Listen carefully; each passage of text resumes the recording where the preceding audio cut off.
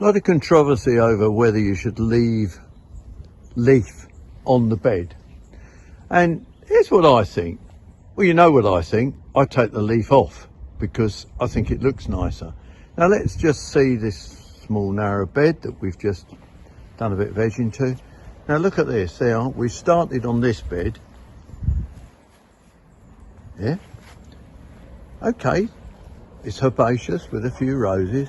And as we go along, seriously, would you want your beds looking like this?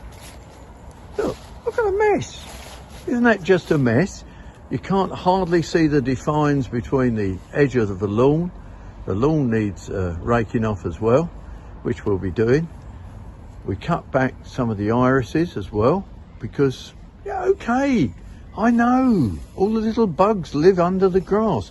But as they emerge, there's a great danger that what you do is you cut back the old material in the spring when you're supposed to, and lots of gardeners, leave the leaf, leave the leaf, leave the leaf. But then you're cutting off some of the new stems as well. So seriously, what would you prefer? That or that? I hate to say it, but I know which one I prefer, and it's this one. So for me, rake off the leaf, pick off the leaf, hoe the bed, keep those weeds away, and look forward to a clean bed in spring. You know, I've shown you beds, very controversial, leave the leaf on, don't take the leaf off, all that sort of stuff. But doesn't it look better when you've gone through, cultivated it, leave the plants looking good? And you know, that's what we do. That's what I've always done. So really, I'd just like to point out what we use. Now, here we have, I fell over it and I bent it, but here we have a wolf rake. We've just been raking out all the leaf as well out of the bed and out the edges of the bed.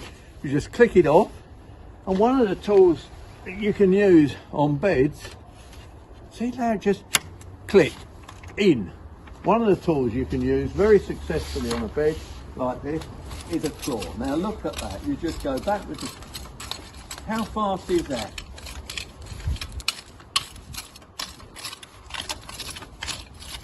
There, look at that. Doesn't that make that bed look nicer? Just like that one that we've just shown you. And what I also do, I go along the edge like that. Bit of brick there needs coming out. I'll just show you so I don't bore you with doing too much cultivation work. That's a tuber there we've dug up with dahlia. I'll pop that in the greenhouse and keep that ready for next year.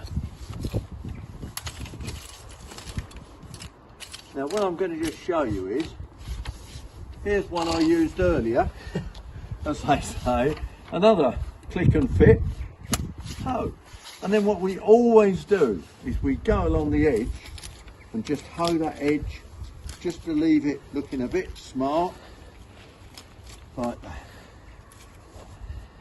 And then you'll get a bed that looks completely different from that mess that I showed you a bit earlier on.